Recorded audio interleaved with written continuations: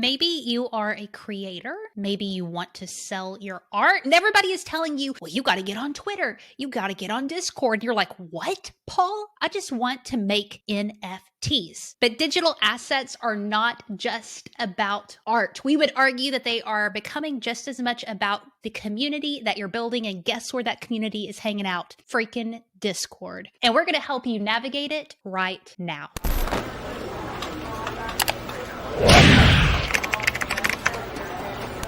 In today's episode, we're going to focus on my favorite platform, Discord, and we are going to make sure you know how to use it as a creator, okay? Heather mentioned it in the beginning, and that's what we're going to do. So if you haven't watched any of these yet, make sure you go back to episode 1 if you haven't checked it out. It's kind of like an exposure to Discord. You're going to learn about servers, you're going to learn about channels, and you're going to see me getting frustrated as hell. Let's talk about this. Maybe you aren't a creator like our boy here, Pisces Dead People. Ooh, he's in our Discord. What a name. Yeah, he's in our Discord and he said this: I am not a creator, but I think a little crash course on setting a Discord server up would be helpful for those trying to get into the space. I have seen some pretty intricate ones with different bots and games and all kinds of stuff. Are we hoping not doing that shit today? But anyway, all right. We are not. No. But today what we're going to do is we're going to go over the basics of starting your own server and managing all the channels within it. But make sure you stay to the end because we're going to give you a powerful tip on how to play in Discord, create in Discord, but not get overwhelmed. So from here, we're going to help Rich set up a server. Have you ever set up a server, Rich, before? No. I don't think so. No, I have not. I definitely have not. I'll share my screen so y'all can believe that. Remember, a server essentially is just your own conversation in this Discord world, which you can break down into channels. We're going to dig into that in a second. But where do we go from here to set up your server? Take a guess. Plus sign home, girl. Come on, boy. Click it. Got Click it it. or ticket. Click it or ticket. We're going to get a ticket. I did Can you imagine getting a Discord ticket? I did it. Nothing happened. No, click. Oh, here we go. Create my own. So start from a template. I don't think we'll have to do that. Let's start from scratch. Let's just create my own. There we go. Who's it for? For the club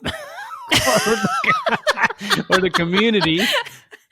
Boom. God. All right. Simple. Upload a picture and a server name. What you want to call this club? I knew you were going to name it that. I knew it. Freak. All right. Simple, create. Now, as we mentioned in episode 1, let's see if Rich was paying attention. What's on the left side of this? This? No, in your server. Right here? This is your server. Some channels. Explain that to me. That's where different conversations can take place. So maybe there's a Q&A channel. Maybe there's a channel on news. Maybe there's a channel on intros, sharing who you are. Okay. See. Now listen, a lot of people, this is a newbie tip, you can immediately go and invite your friends right here, but a lot of people like to kind of set up their pads, set up their house before they invite people. So that's a newbie tip right there for you, which would be actually creating some of your channels. Now, here are some common channels that people will build. A lot of times they'll have a general chat. They'll have rules, regulation, welcome, admin, announcements, but let's go ahead and create one ourselves. Okay. We'll look at you. Channel, text, or voice? Let's just leave it at text to make it simple. Okay. What's your first channel going to be called? Intros. So we could introduce ourselves and people can introduce themselves too. Good. Now, as you can see, there's a private channel option there if you want to do something that's just for certain members. But intro is great. Oh, actually, I clicked on the settings for it by accident. I'm glad you clicked on this because guess what you can do here too? Add a stinking emoji to your channel name. Oh. Mm-hmm. So you could do that. Yep. Cool. Channel topics. I would be like, here's where you do this. Yep. Exactly. If you're doing intro, give us these 5 pieces of information. Slow mode. You would like this one. It's Tell me necessary. about it. I don't know much. I don't know what it means, but members will be restricted to sending one message and creating one thread per interval that you set. Here's all I know about slow mode. When Gary Vee was doing some sort of I knew you were going to bring that up. giveaway of one of his originals, V Friends, I've never seen anything like that. It was insanity. Like it was going. And I think I have no idea how many thousands of people were in there, but I did see that slow mode enabled. So that way, if Heather types a message, she can't just keep going. Like it's going to give her like, she has to wait a minute before she could say something again. But in the meantime, a million other messages have gone. So it was just crazy, but slow mode should be enabled. It's basically a way to tell people to slow the hell down, period, point blank. Yep. Yep. So there's a lot of different things that you can do here for the sake of time. I wanted to do a small little rabbit trail here where we talked about different common channels. I learned about a new channel that's common in the NFT space. I had no idea what it meant. What is it? I'm going to type it. Shrill. Okay. Do you know what shrill means? Oh, yeah. No, I don't. Well, somebody in our Discord community is like, why don't we have a shrill channel? And I'm like, totally. Can you tell me what that means? So, of course, I went to our Twitter community and asked, what is shrill and why is it popular for NFTs? All right. Our boy Mike says on the wiki page, so obviously might not be 100% accurate, and check out our Wikipedia episode. The origin of the term shill is uncertain. It may be an abbreviation of shillaber or shillaber. Shillaber? The word originally denoted a carnival worker who pretended to be a member of the audience in an attempt to elicit interest and an attraction. Our boy on IG, Jonathan, let's give him a shout out. It says a shill is a hustler or a con person who tries to convince other people to buy something or think something is great, which means shilling. It's a hype person. So the carnival example is those basketballs that you could shoot or whatever, and maybe there's like a couple guys who are trying to make it seem awesome, like, oh dude, you almost got it, yeah, this is an awesome game, and I pass by and I'm like, oh, maybe I should give it a shot. Exactly. But it's used in the NFT space as a positive thing, which I don't really know, which just really means to brag on different projects. So if you see I already forgot the name of it. Shill. So if you see shill in a channel, or if you want to make one as a creator, pretty much that means this is a place to talk about certain projects and hype them up. That's craziness. By the way, carnival prizes suck so bad. Like, you end up paying $30 for some shitty octopus stuffed animal thing that I like stuffed animals. Good Lord. All right. It's the thought that counts. Moving on. Here's another thing that creators can do in their Discord servers, creating admins and moderators. So right click on the server and then click on roles. I'm hungry now. Roles? We're talking about roles up in here? Where's roles? Actually, go to server settings. I think that's might be where it's at. Boop. Roles. There we go. I do like me some rolls, yo. Cornbread or rolls? That's the question. Rolls, 100%. Yeah, I agree. Click on Corn that. rolls are dry as hell. Focus. Okay, so why would you want admins and moderators? Any idea, Richard? Because you can't be on Discord 24/7 like people pretend they are. Come on, friend, come on. So creating a role, and here's another newbie tip. I didn't know this either when we first started. A lot of people want the role of an OG head twerker. I really like that. I kind of want us to adopt that.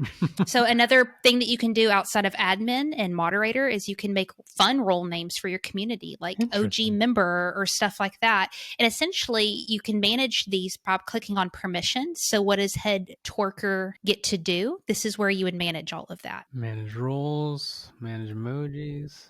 Yeah. So if you want to have like an OG member, maybe you give an OG member a certain permission to do one thing in the community that most people don't get to do. So that's kind of how you build some hierarchy there to get people hype. Click on manage members, add members. You got to search a member. You have to have a member. We don't have no twerkers up in her. It's you. We ain't got no twerkers up in her. It's you. All right. Hold on a second. Talk to me about the OG. So is that a role? Yeah, that can be a role. So I would put OG here? Yes. When we started our Discord community, people were asking for an OG badge. So we had to go in and make one. Oh, I see. So we put an icon, a role color. Okay. Okay. Display. Okay, cool. All right, head twerker in charge. Okay. Here's a little newbie tip. So go back to our main channel. On the right side, we see that we're the only members, Rich, Heather, right here. When this starts to fill, you'll see a ton of names here, and you'll be able to see the names, and they'll have a little icon next to them showing what role they have. So obviously, Rich Heather right here is an admin with that little crown, but that's where you would see everybody's roles. But how do we get people in here, Rich? Go to the server, maybe. Nope. I'm on it. Always twerking, never working. Go up. Yeah, right I'm there. on it.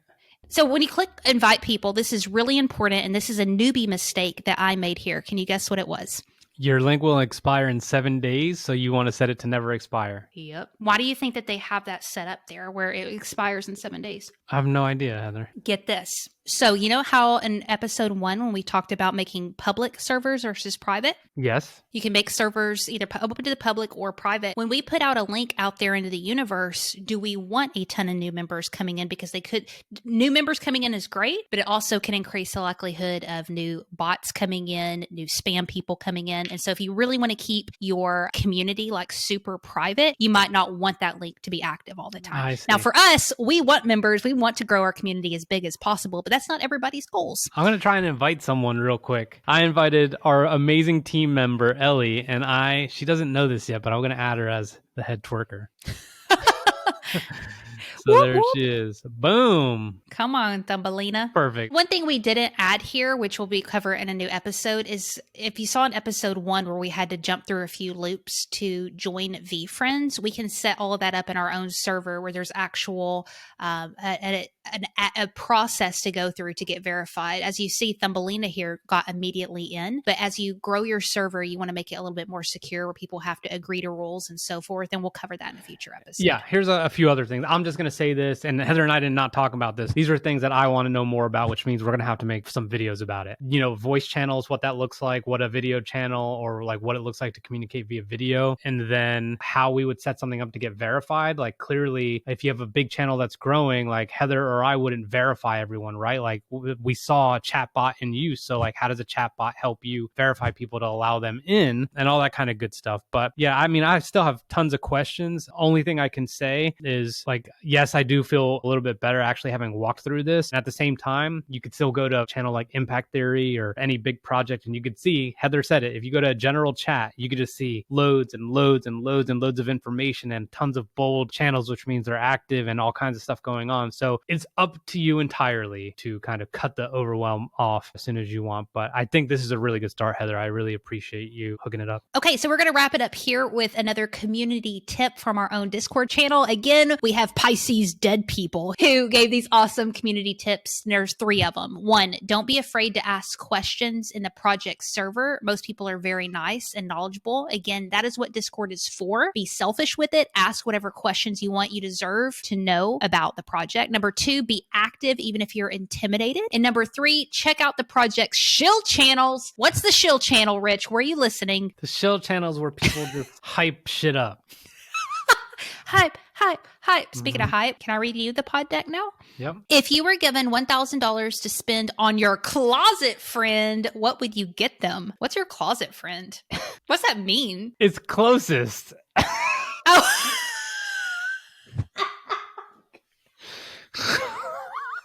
What in the world? Walks us through Discord, can't read words. Good Lord. Heather is my closet friend. That means he's ashamed of me. That's what it means. Good Lord. $1,000. $1,000. I would, Heather is one of my closest friends and also a closet friend after that. I was just randomly thinking about this because we didn't exchange Christmas gifts. I was like, I would get her a fuck ton of like cool ass running gear. I was thinking about the other day. That's what I would probably do. I'd hook you up with a bunch of cool shit. Yeah, I think what I would get you is even a small little experience of something to go do. So if it's like for the day you get to go paddleboard or surf or go do something that's an experience where you can go out and do something and get out of the house for a minute that has nothing to do with anything. I think that's what I get you. Tonight show tickets. Let's go. That's a good idea. You'd be the best closet friend to yourself. That's a new thing. You heard it here first. Thank you guys so much for being here. Peace. Bye.